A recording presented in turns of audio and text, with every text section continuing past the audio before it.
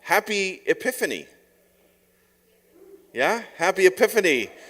Today is the day in the church calendar where we celebrate Epiphany Sunday. So I hope you have all your Epiphany decorations up and you have your Epiphany pies and cakes cooked and your Epiphany shopping done.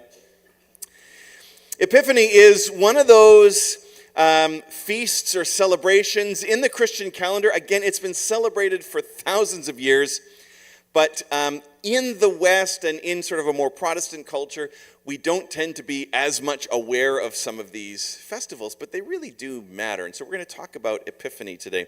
And Epiphany, the word, just means a sudden revelation. And so it is related in a way to what we talked about last week, that word apocalypse. Apocalypse was the revelation, was seeing behind the veil, seeing that which is not seen by our regular eyes, but seeing by the Spirit. And a revelation is like an epiphany. Now, we can use that in normal life, just an epiphany. I had a sudden revelation of something. But in the sense of Christian faith, it actually means more of a revelation of God, a sudden revelation of God to humans. And that's what we celebrate today. And Epiphany this week celebrates the revelation of God through Jesus to specifically the Gentiles. People know who Gentiles are? Yeah, look around.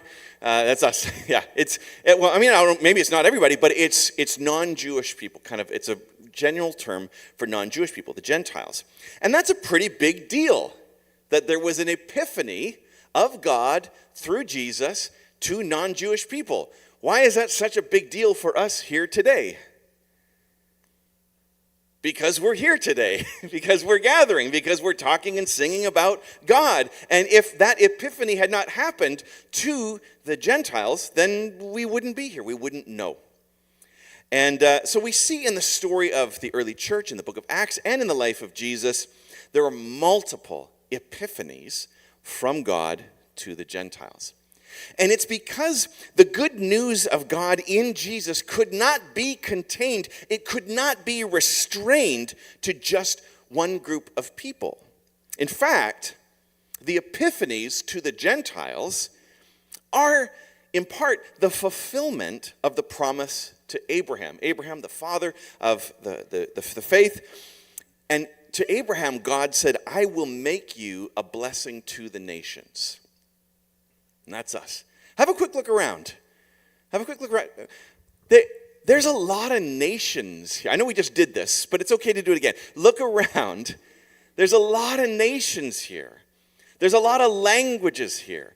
I was just talking with Selena about how the kingdom of God is every tribe, every nation, every tongue. That's the description of the kingdom of God. And so actually, that's kind of what churches should look like.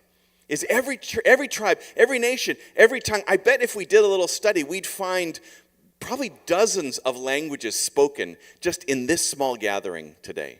And that is beautiful. That is wonderful. We're not just enriched culturally by that. We're enriched spiritually. And we are living out that which we are supposed to be living in the kingdom of God.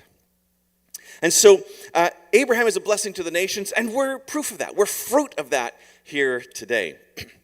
But the specific epiphany that this feast is based upon comes from a very, very strange story in the Bible that we kind of have normalized. It's from Matthew 2. We've normalized it because we've probably read it a lot. We've seen it acted out in nativity plays with cute kids. And we've sung a biblically inaccurate song about it quite a lot.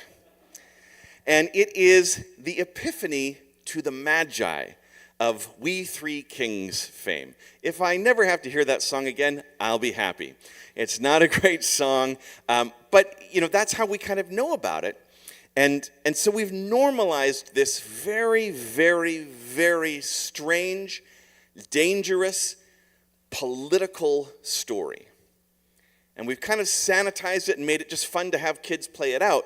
But it's a story of unrest and potential revolution and fear and dread and murder. That's the story. And we say, hey, kids, put on the costume and off you go.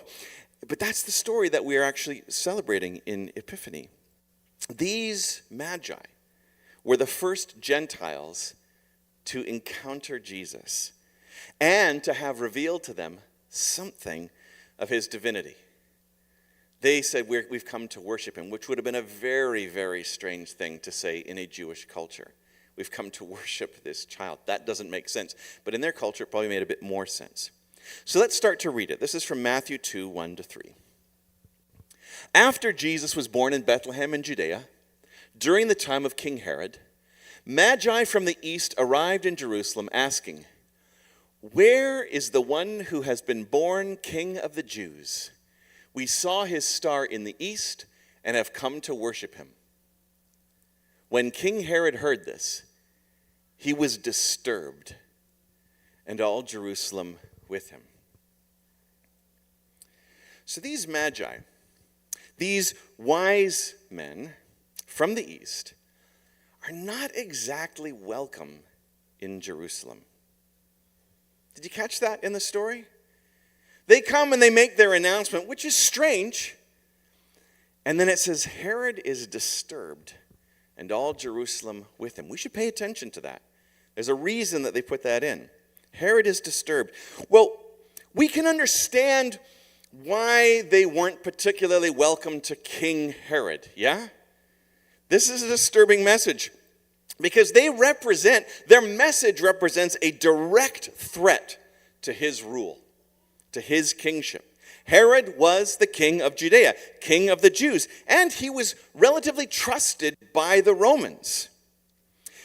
Herod, if you didn't know, he wasn't ethnically Jewish, he was Edomite.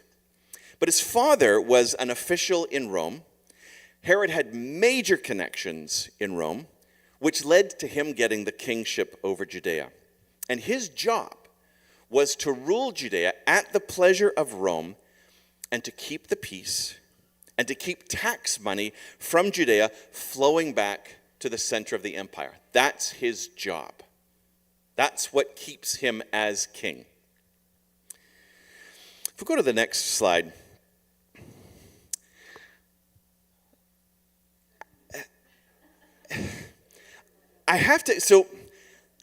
We have to pause here for a moment and actually talk about empires and how empires work. It's surprising how well Star Wars actually explains how empires work. The original series, and I'm not going to talk a lot about Star Wars, don't worry, but the original Star Wars, when you ask George Lucas about it, he says, yeah, it's essentially about Vietnam. And who is the empire to Vietnam? It's like you've thought you've been on one side, but you've actually been on the wrong side the whole time. And then the most recent show, Andor, tells a very clear story about empire and what empire does and what its role is. And so I'm going to give you a bit of an explanation of empire. And I'm not just doing this as a Star Wars fan, but as somebody, I studied very specifically the history of warfare and military in university and the politics of empire, and I teach this at a university level. So I'll give you just a little bit of a sense of what empire is, and then I'll explain why this matters for the story of the Magi, which we have kids play out in the Nativity. So empires have a center, right? Whether it's Coruscant in Star Wars, or Rome, or London, or Istanbul, or Tokyo, or Moscow, or Washington. It always has a center. And that center is where the power and the influence and the money is. And if you want to advance politically, that's where you want to be. If you want to have real power, you want to be in the center. And then you have the secondary areas of empire. And the secondary areas of empire, they get privileges and protection, just fewer privileges and a little less protection, but they do have a privileged relationship with the center. And their job is to support and legitimize the center. So an example of this would actually be Canada, with a couple different empires.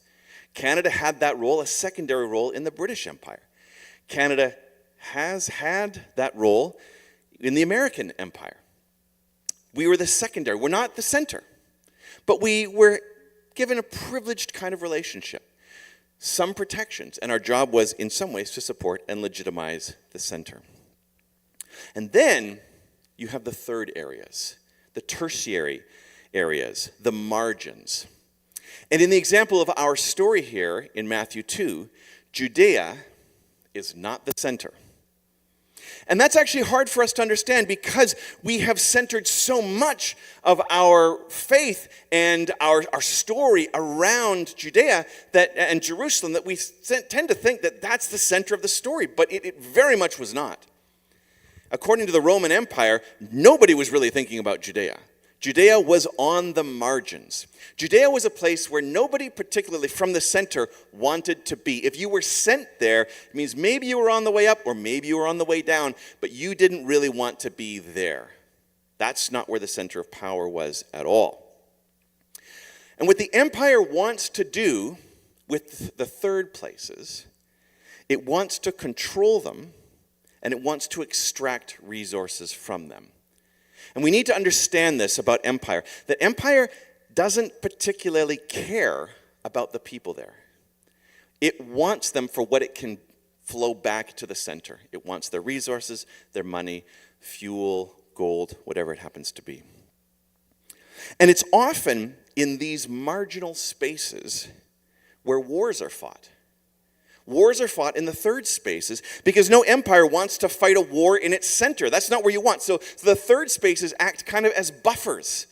We'll fight over there so we don't destroy our own homes. We don't mind destroying the homes in the third spaces.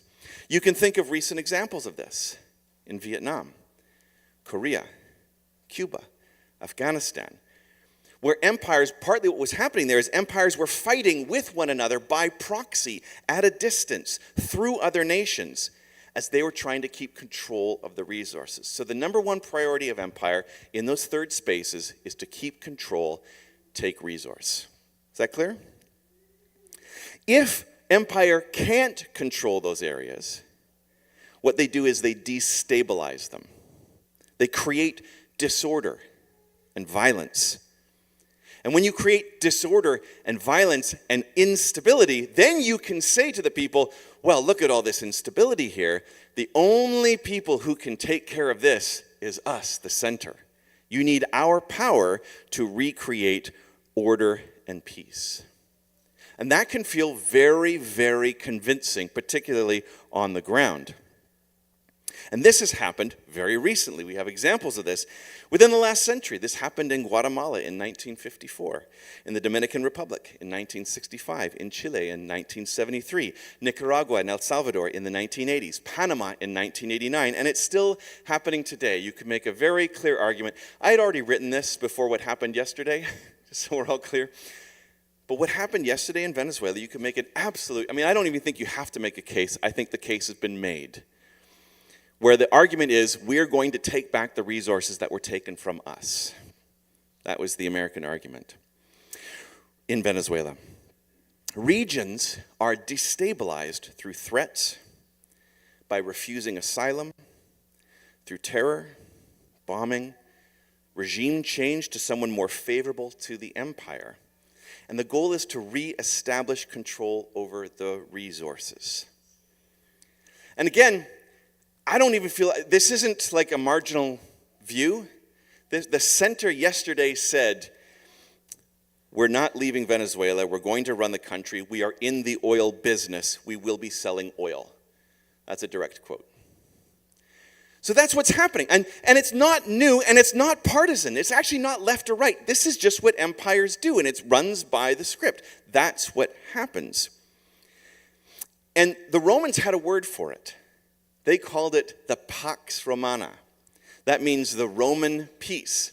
And what that meant was they were in the center and they had their legions. And on the margins, if people stopped keeping the peace and if the flow of resources stopped coming back to them, they would say, keep the peace or we'll come and kill you. We will make peace by killing you. And they would literally go and do it.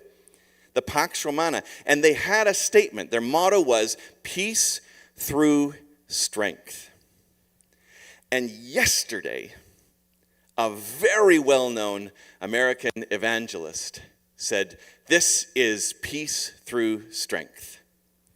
Peace through strength. That's the Pax Romana. That was the Pax Britannia. That's the Pax Americana. That's how empire works. But when we read the New Testament, we have to realize that the Roman concept of their peace through strength is literally what it's talking about in the book of Revelation as anti-Christ. That is not the way of Christ.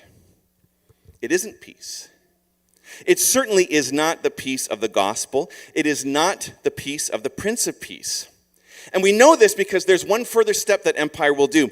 If empire cannot re-establish control of the region, it will destroy the marginal regions so that nobody else can have them. And when we think about what's going on around the world right now, death and destruction and displacement and genocide, it's all politically motivated, justified under the necessities of empire. We will control you. If we can't control you, we'll destabilize you. If we can't regain control, we will destroy you. That is what empire does and has always done. And here's why this matters for our story today. King Herod, understood this perfectly well. He knew that that's what the Roman Empire does, and he understood his role in it perfectly well. This is a political story. Herod was politically shrewd. As the king of the Jews, though he wasn't ethnically Jewish, he practiced Judaism. He had done massive building projects. He built the second temple in Jerusalem. The one whose western wall, sometimes known as the Wailing Wall, still stands today. King Herod made that. He called himself and was known as Herod the Great, which is pretty good PR. If your name ends with the Great and not the Lesser, it's pretty good. That's what you want to be known. Great, great, great, great, great. That has to be associated with your name all the time, this tyrant. Great, great, great, great, great. But he was also brutal. He killed many members of his family, including his wife and children, because in his paranoia and his growing tyranny, he believed that they were plotting against him. He would clearly do anything to secure his rule, to stay in Rome's good books, to keep the flow of resources going back to Rome. So, knowing that, some strange foreigners coming from the east show up in Jerusalem and announce that there is a new king of the Jews. Not welcome. Herod is disturbed. Understandably so. Is that fair of Herod to be a little disturbed? Can we have some empathy for King Herod? I know we're not supposed to, but can we? We go, yeah, I get why you're bothered by this. But okay, but why was Jerusalem? It says all of Jerusalem was disturbed. Not just because King Herod is disturbed, all of Jerusalem is disturbed. Well, we talked last week about how the Jewish people were in Judea, but they weren't in charge. And they'd been conquered by Babylon, the Babylonian Empire, in 586. They were taken into exile. The temple was destroyed.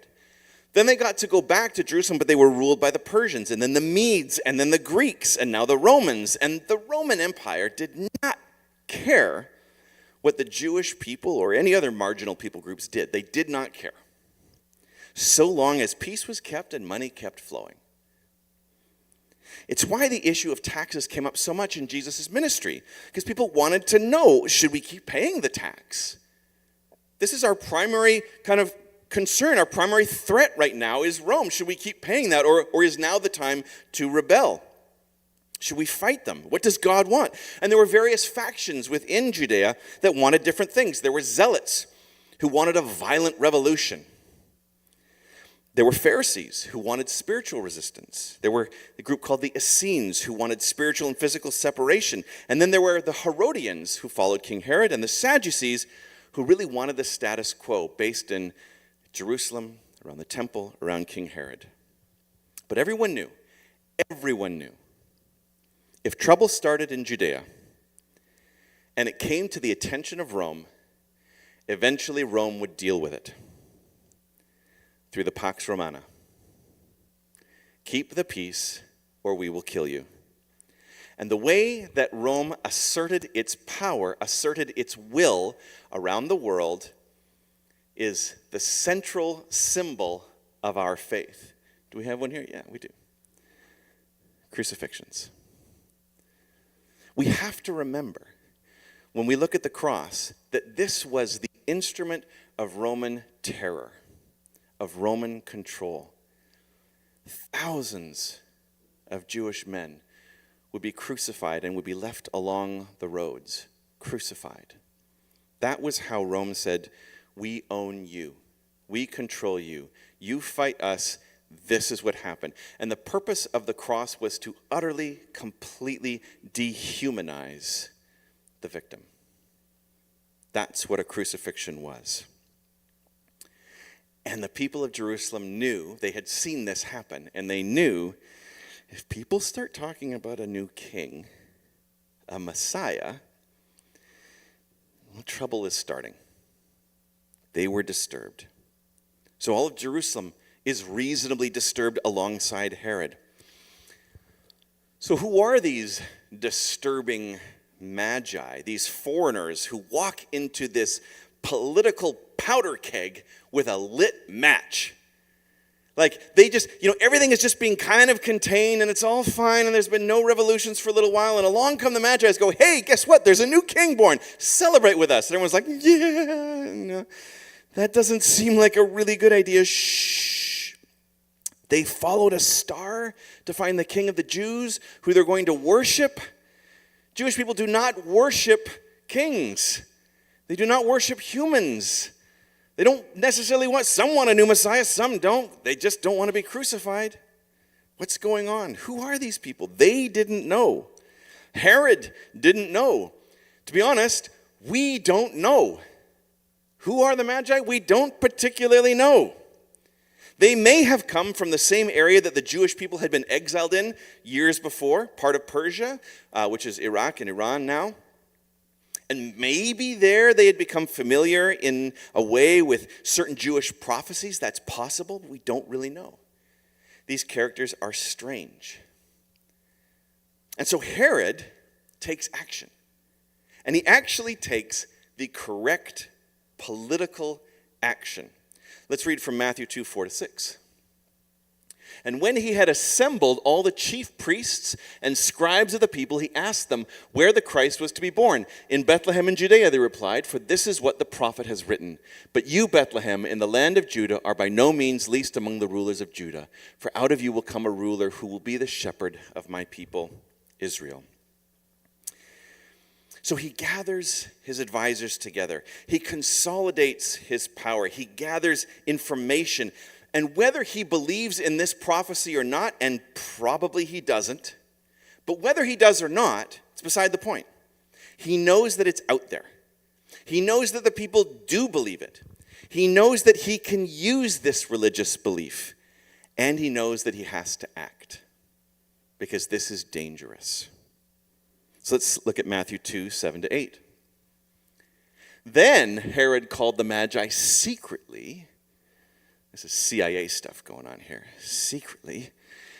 Herod called the Magi secretly and learned from them the exact time the star had appeared. And sending them to Bethlehem, he said, go and search carefully for the child. And when you find him, report to me, so that I too may go and worship him. Do you think he is being sincere here? No, we know, and we know the rest of the story. We know he's not being sincere, but the Magi don't know that. They don't know that. And so he is trying to recruit the Magi, says he's on their side, use them to gather more information. Again, politically, this is the right move. This is very intelligent to do. You can even make the case that his later actions, including ordering the death of all the male children under 3 in the area, follows a kind of brutal political logic. If Herod could snuff out the threat early days, then he could protect his own rule and he could protect his people from Roman punishment. Politicians and their supporters use this kind of logic to this day to justify all kinds of oppression, displacement, war, and genocide. It's better to do this. In fact, it's said later on in the Jesus story where one of the members of the religious elite said, "Isn't it better for one man to die than for the whole nation to die? Isn't it better for us just to have Jesus crucified rather than all of us get killed in this rebellion?" There's a political logic to it. And it's kind of correct, except that there's something missing, isn't there? Revelation, apocalypse, epiphany, a word from the Lord. Herod is acting from his own wisdom and political instincts, and they are shrewd, wise, and powerful. But he doesn't know. He can't know the true nature of what's going on. That revelation hasn't been given to Herod. Who has it been given to? Elizabeth and Zechariah, old priest and his wife in Jerusalem. Not the center of any Roman story, that's for sure. To Mary and Joseph, even less of the center. To shepherds out in a field, even less of the center. To these strange foreigners, the Magi, who show up. We'll read the rest of the story, Matthew 2, 9-12. After they had heard the king, they went on their way, and the star they had seen in the east went ahead of them until it stood over the place where the child was. When they saw the star, they rejoiced with great delight. On coming to the house, they saw the child with his mother Mary, and they fell down and worshipped him. And then they opened their treasures and presented him with the gifts of gold and frankincense and myrrh.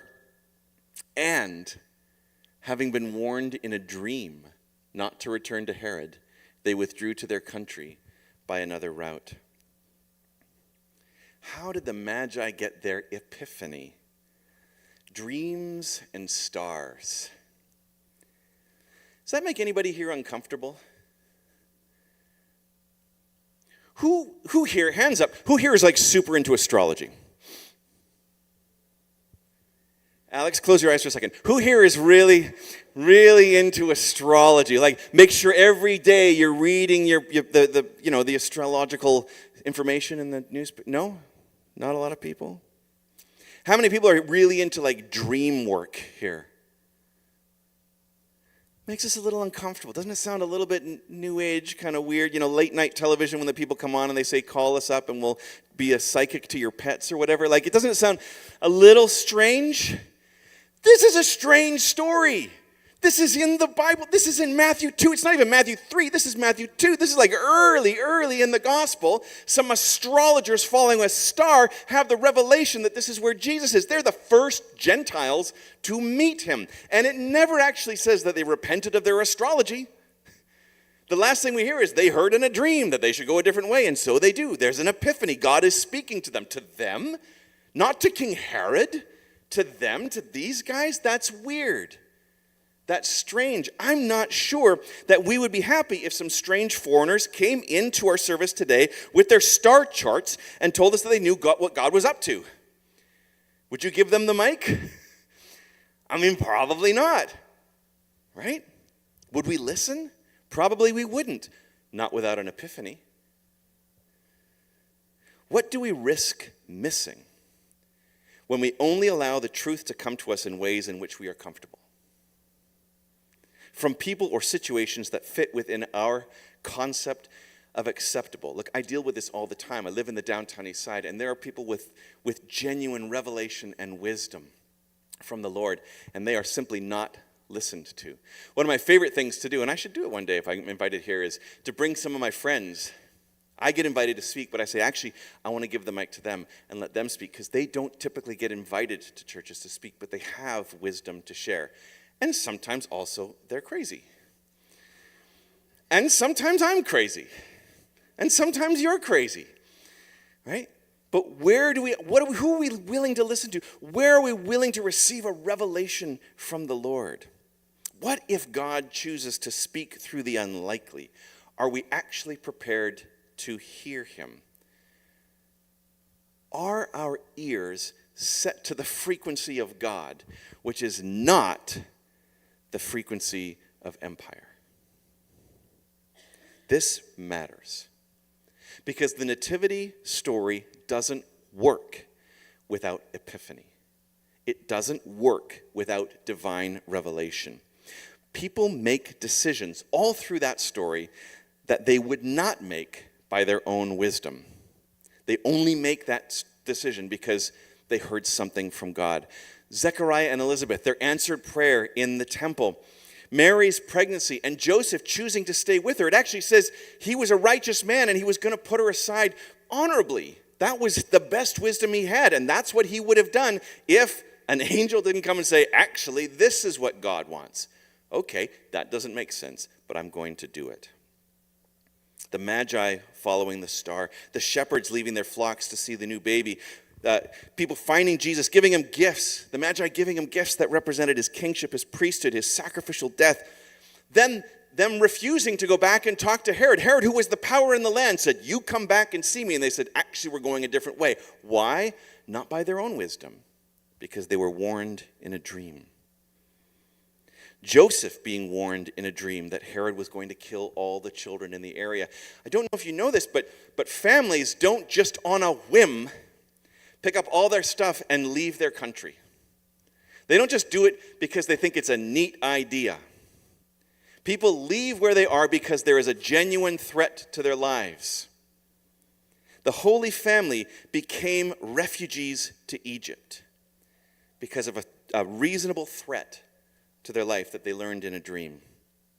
All types of epiphanies, divine knowledge from behind the veil made the nativity and our salvation possible.